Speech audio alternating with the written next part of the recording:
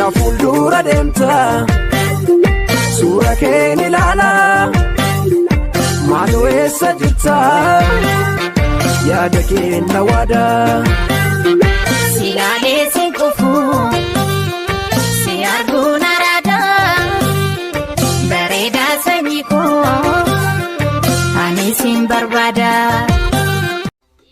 Dhiiratti dhiyaachuu yemmuu barbaaddutti wantoota ati beekuu qabdu.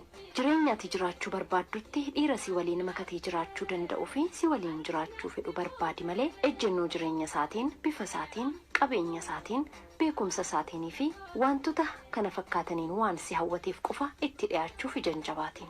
Namni ilaalcha uumamaan qabuun alatti haalonni isaa kanneen biroon dhiibbaa yeroo fi bakkaatiin kan jijjiiramuu danda'u waan ta'eef ulaagaa filannoo keetii ta'uu hin qabu. Daddafanii kufaatii miiraa kufuun yeroo baay'ee amala dubartoota adda taasisu waan ta'eef dhiira garaan kee itti na'e harkatti dafteen kufin akkaataatti dhiyaannaa keetii suuta guddifadhu dhiiratti kabajaan dhiyaadhu. Fuula seeqaatti agarsiisaa yeroo xiqqoodhaaf of qabaa ija isaa keessa xiyyeeffattee yoo laalte suuta suutaan mo'amaa dhufee harka kee keessa siif seenuu ni danda'a. Nama jaallattu sanatti akka jaallattu mul'isuuf fedhii isaa eeguudhaan quunnamtii saalaatiin alatti jechuudha.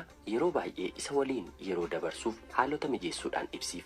Itti dhiyeenyi keessa obboleettummaa osoo hin ta'in gaa'ilaan waliin taatee jiraachuu kan barbaaddu ta'uu kee tooftaa barbaachisaa fayyadamuudhaan itti agarsiisi.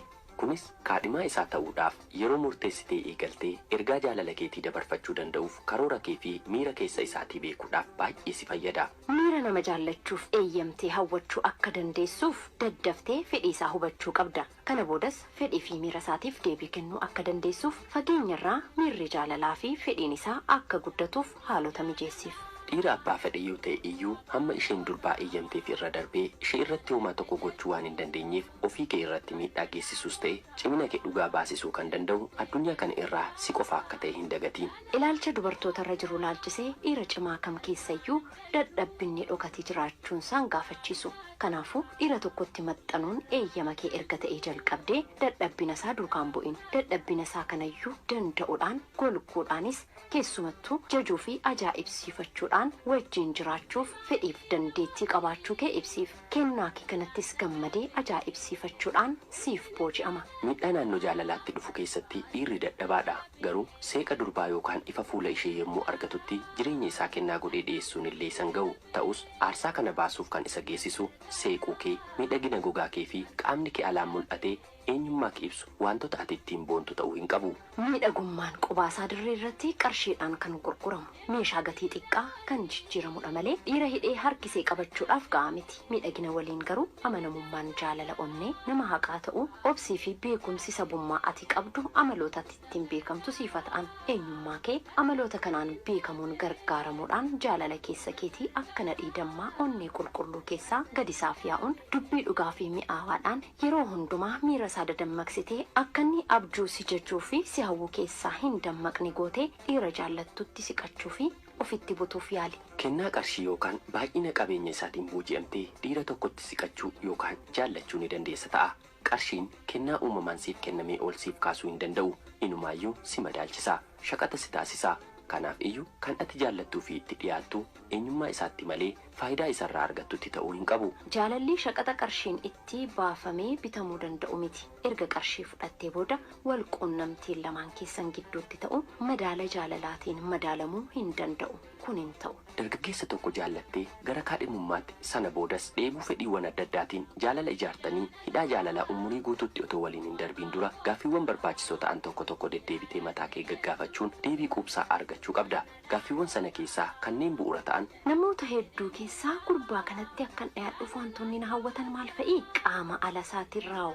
Fakkeenyaaf sadarkaa barumsa isaati, dandeettii dubbiin ni qabu, ejjennoo isaa, akkaataan uffannaa isaa, suurraaf simboo isaa, miindaan isaa, qabeenyi isaa hundumtuu eenyummaa isaa bakka bu'a yookiis eenyummaa isaa isa keessaa kan lolaan hin diigne. Fakkeenyaaf sirna naamusa isaa, akkaataa ilaalcha isaa, nama kabajuu isaa, gad of deebisuu isaa, haqummaa isaa. Ulaagaaleen ati ittiin isaaf booji'amte lakkoofsaan hedduu yoo ta'an iyyuu ibsa bakkee isaatii caalaatti eenyummaan isaa inni keessaa jaalalli kee milkaa'ee umurii guutuu jabaatee kan itti fufu akka ta'uuf amansiisa ga'aasiif laatu. Erga wal jaallatanii booda rakkoo miira walitti bu'insa uumuu irraa of eeggachuudhaan waqtiilee dheeraadhaaf wal jaallatanii erga turtaniin booda amala walii shaakaluu fi gad fageenyaan wal baruun walitti gammaduu fi wal bashannansiisu waan uumuufi. Adeemsa jaalalaa irratti fakkeessaan oduu baay'ee odeessuun amala waliin hin uumamin yeroo gabaabaadhaaf uffachuun tasumaan barbaachisu. Amalli keenya dhokatee ture akka biiftuu ganamaa suutaan mul'atee yeroo argamaa adeemu hiriyoota kee fi hawaasaatitti gidduu jiraattu biratti kabaja kee irratti miidhaa waan geessisuuf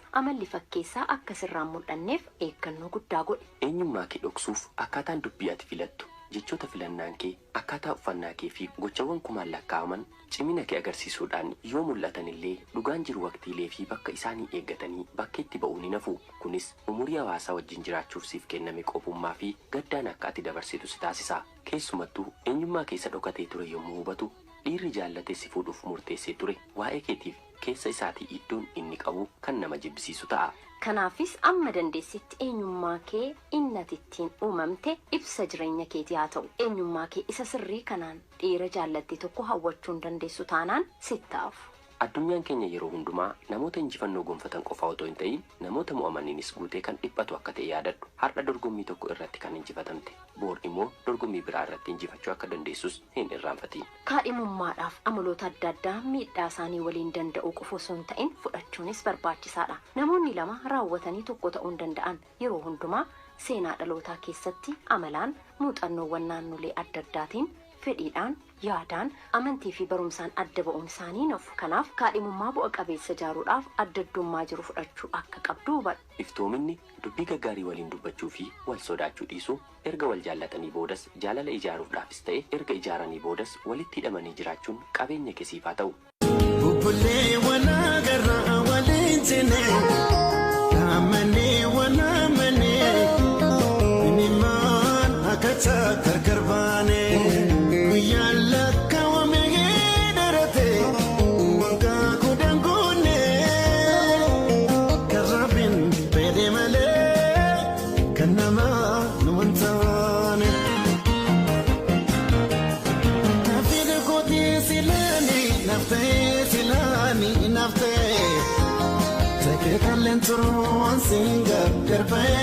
Singar garbe tokalati berisu dande bararu dande severa ko bate tase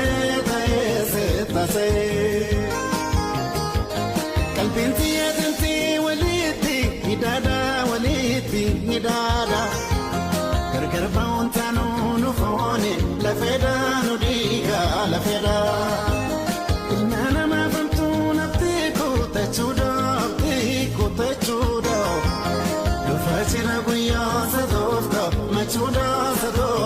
Machuda